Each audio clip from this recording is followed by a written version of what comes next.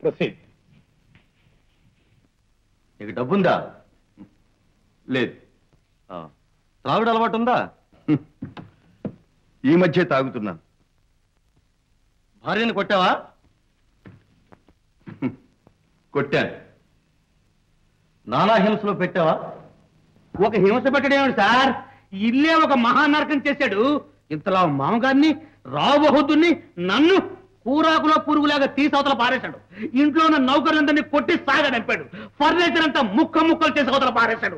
ఇంకా కలిసి ఉంటే ఏం కుంప మురుగుతుందో. Order order.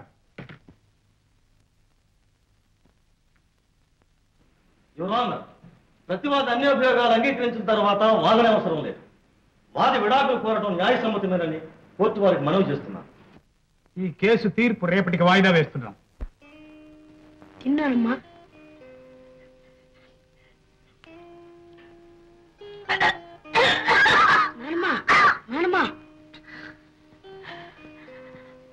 నాకు తెలియగడుతాను. నీకు నా అన్న వాళ్ళు ఎవరూ లేరా? లేకే నాయనా, చెప్పుకోవడానికి 2 కొడుకులున్నారు. పెద్దాడు పెళ్ళాన్ని వెంట పెట్టుకుని వెళ్ళిపోయాడు. రెండో వాడిని పెళ్ళం వెంట పెట్టుకుని వెళ్ళింది. ఎవరికి కాకుండా మిగిలిపోయిన ఏకాకిని నాయన. చచ్చా, వాళ్ళేం చదువుకోలేదా? చదవకే నాయన. ఒకడు ఎఫ్ఏ తప్పాడు, రెండో వాడు పిఏ పాస్ అయ్యాడు. మరి ఏ పుస్తకంలోనూ ఏ భాషలోనూ లేదే తల్లిని విడిచిపెట్టమని. చతికారాడు చదువు. ఎఫ్ఏ ఎందుకు ఏడవనా? పోనీలే నాయన, వాళ్ళు ఎక్కడున్నా సుఖంగా ఉంటే అంతే చాలు.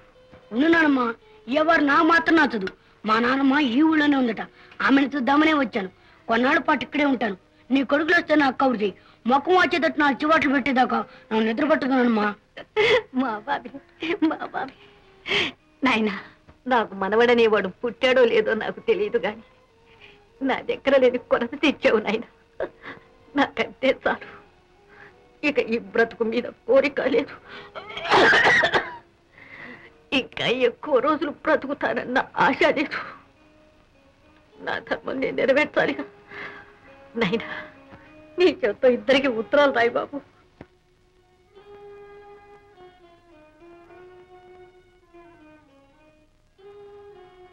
చెప్పునానమ్మా. మీ తల్లి ఆశీర్వదించి వ్రాయినది. ఏమిటి వీళ్ళకి ఆశీర్వాదం కూడానా? సరే సరే, చెప్పు. ఇంకా ఎక్కువ రోజులు ఉంటానని నమ్మకం లేదు. కన్ను మూసే కన్న తల్లి కడసారి కోరిక నిన్నొక్కసారి చూడాలని. కోడలతో వచ్చి ఒక్కసారి కనిపించి వెళ్ళు నాయనా. ఇట్లు మీ తల్లి.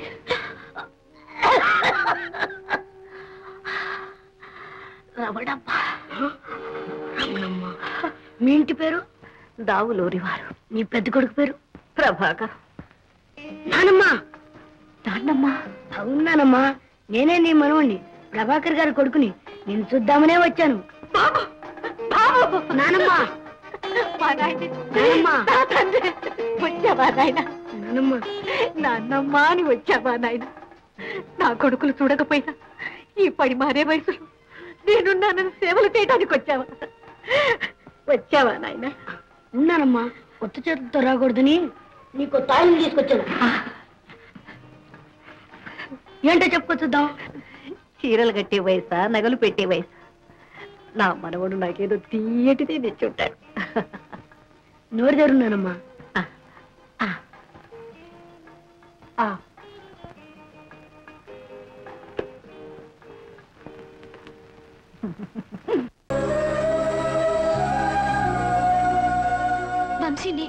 నువ్వేం చెప్పబోతున్నావో నాకు తెలుసు.